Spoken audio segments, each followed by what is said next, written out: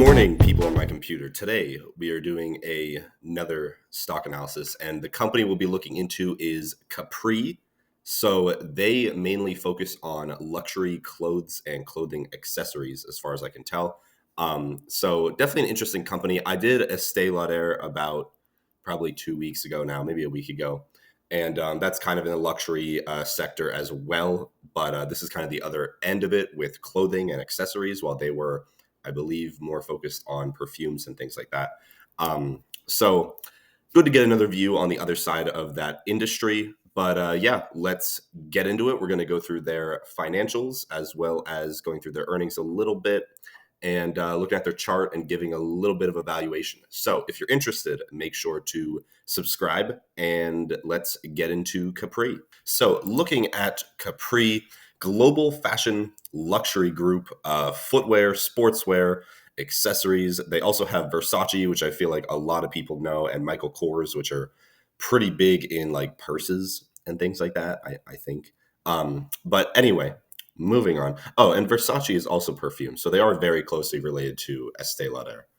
Looking at industry metrics, this is pretty concerning. So throughout 2024, their same store sales were abysmal, dropping off very rapidly, and they're estimated to drop significantly further into 2025. So I have not looked at this stock's chart yet, but I am nearly guaranteeing you, yeah, it is not great recently.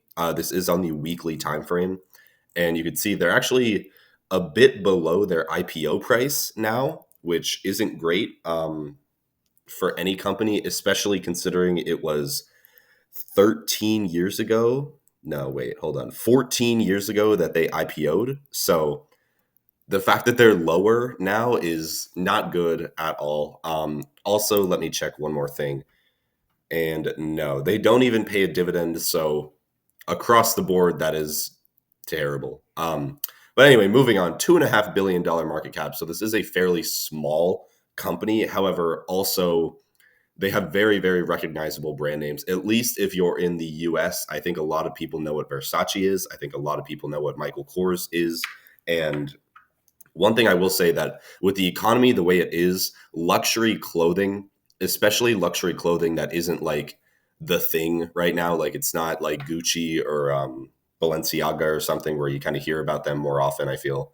Michael Kors is like luxury for like moms who are 55 years old or something like that. Like it's something that like cool new people don't really get into, I feel like. I really have no exposure to the luxury clothing industry at all, so I can't give too much of a opinion on it. But that's just kind of the impression that I get from it living in the U.S. So that's all I'm going to say. But long-term growth rate is very negative. Target price is a little bit above where we are now, which is kind of shocking, but also I guess I can see it considering how far they've fallen recently. But at the same time, them falling completely makes sense just because of the way their chart has been looking. And across the board, growth summary is very negative. So probably going to be a shorter review today, I'd imagine, just because the company does not look like it's going to be good at all. So let's just jump right into the financials and see what's going on for today. So again, rough financials. So I'm expecting the sales to be kind of falling off over the years. And it looks like they peaked actually in 2022, and since then they've had, again, a pretty decent fall off. This is a last 12 months estimate of 2024, and you can see that's even lower. I'm sure there is a bit of a seasonality aspect to this as well, so that could possibly not be including that, which would make it lower. But either way, saw a pretty solid run up until COVID, and then sales dropped off, recovered, and are now declining again. And in 2024 fiscal year, they declined, which I feel like there shouldn't have really been any huge macroeconomic factors that you could like give an excuse for this to. I mean, we've seen plenty of other companies achieving record sales. So I would say this is mostly operational and also just the demand of the industry declining.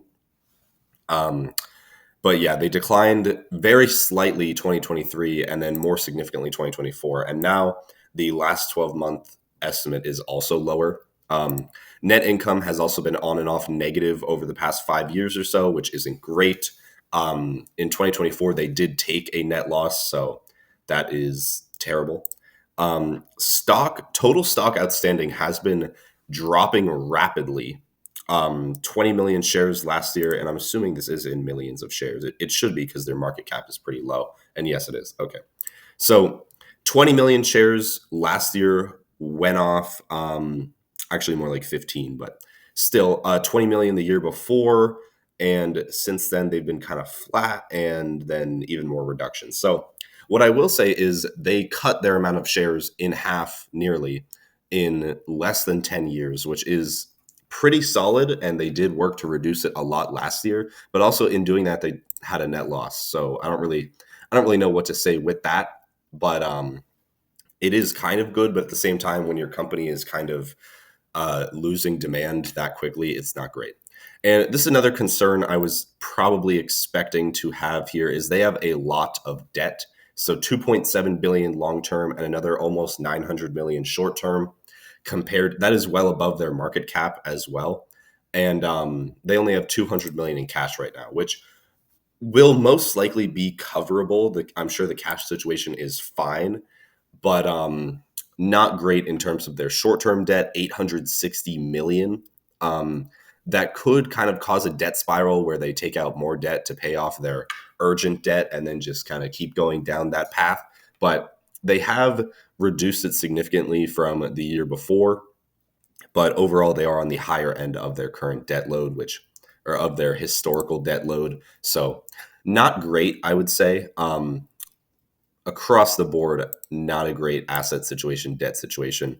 You can see their assets peaked in 2020 and have since mostly declined, which for a company that kind of operates in retail spaces and probably a lot more online now, but um, I would say assets decreasing is almost always a negative, especially when your sales growth is not strong, which theirs has not been. So seeing your assets decrease this much kind of just further amplifies the effect of sales also decreasing. So I'd imagine they're working through a restructuring phase now, but overall, I would say negatives across the board here, which we'll probably get into more seeing what their earnings report will be.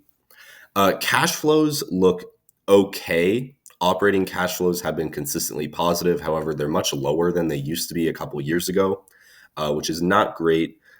Looking at investing activities, they have been selling off a lot of investments over the past roughly 5 years. They've been consistently selling them per year, varying numbers, but still consistently selling. Financing activities, you can see they have been repurchasing a ton of stock, which is cool. But also, I feel like they should be using that money to grow the company instead of repurchasing stock. But either way, that's fine. And then issuing reduction of debt, they have been kind of mixed, but actually working to reduce it a lot more over the past few years instead of increasing it. But overall, I would say their debt situation is still very rough. So that is something to just pay attention to. And free cash flow still all the way across is positive, although 2024, they saw a pretty big hit. That is the lowest free cash flow they've seen in over 10 years, which is not great. So overall, I'm going to say negatives for the company is not looking too great for them. So moving on, ratios. I'm not expecting any amazing improvements here. Looks like gross margin is just about where their average is, which is fine. Operating margin is significantly below the 5-year average. Net margin just went negative, so that is also significantly below. And this 5-year average is also including the 2 other years where they were net negative. So not great, but this is the biggest negative they've seen in the past 10 years, which again is not fantastic. ROA, ROE both went negative as well. And scrolling down here, their debt to equity is at 169%. So not great. Total debt to equity is over 200%. So overall, across the board, the company is not looking very good. I wouldn't be shocked to see them in a buyout situation. They do have attractive brands that do have a significant amount of recognition. Like Versace is kind of the thing in perfume, or at least maybe 5 years ago they were. I don't know if they still are. Again, I don't really participate in the industry at all. But I would say they're definitely seeing a downturn in demand. There's definitely a lot of operational problems most likely happening. We saw earlier with their industry metrics, they are closing stores. So not great. Let's get into the metrics recap and see what's going on here. So first of all, revenue. Versace came in above estimates. Jimmy Choo came in below, and Michael Kors came in a little bit above. Gross margin came in slightly above, although lower than a year ago. Operating expenses came in significantly above and much higher than a year ago. Operating margin came in below and less than half of what they had a year ago. And then merchandise inventories and sales came in significantly decreased year over year. So overall, not great. I'm surprised that their revenues were as strong as they were, at least compared to estimates, just considering sales and merchandise inventories fell so much. But I guess if it works, it works. But overall, I would say this is really bad. The sales decline and the inventories decline. Sometimes we will see inventories either rise faster than sales or decline faster than sales. And in both of those situations, that's pretty bad. But seeing them just both fall in line with each other mostly is really bad. That just shows across the board less demand, and they're not even purchasing more inventory, expecting more demand, basically. So overall, not great. Fiscal year 2025 guidance, let's look at this as well. So, oh my God, they have very far guidance going all the way out to the future and 2028, which is crazy. So 2025, we see total revenue at 4.4, which is just about in line with estimates. Operating margin at 2.3%, which I'd imagine that is much lower than estimates. Not sure. Fiscal year 2026, they are expecting less revenue, 4.1 billion compared to 4.4, and operating margin slightly improved. 2027, 4.4 again, and then 4.7 2028, and for the future 6.3 billion. So will any of this happen? I don't know. I can't imagine what the benefit of giving 4 years of guidance would be. But I guess if you're Capri Holdings, you do that. I have never seen guidance like this before. But overall, I would say it's okay. I mean, they are still reaffirming above estimates, but at the same time, these estimates are almost entirely meaningless. I mean, we have no idea what is going to be happening in 2028. So the fact that they give guidance on that is just dumb, at least in my opinion. But either way, I would say okay. They were okay. That's about it. That's all I have for this. I think guidance that far out is just setting yourself up for failure. But I mean, if they can outperform those numbers that they predicted 4 years earlier, that's great. So anyway, looking at estimates, and yeah, we're not going to see too much in terms of named competitors. So hopefully we can get something with a couple of different competitors to pop up. And I mean, we kind of do, and they're at the mid range of it. So unfortunately, Capri Holdings does have a negative PE right now. So I can't give a current valuation just because of that, because the way I value is based on PE ratios. One thing I can do is give a valuation based on multi-type apparel and accessories, the industry. So their next fiscal year, they're expecting to be at 20.94 for their PE compared to slightly below the averages. So let's just put that in here. So first of all, I got to change some numbers around.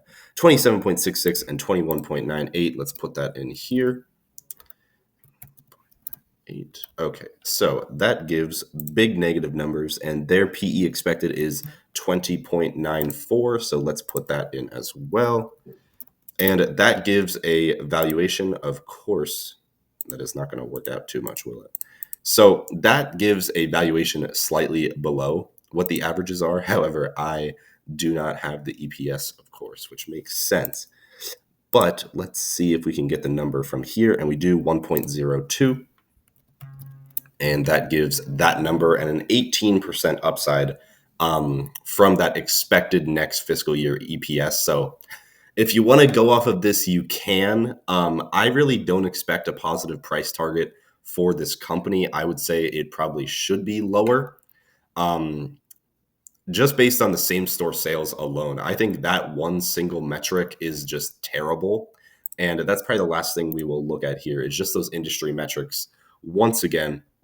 So, first of all, number of stores very much declining quarterly.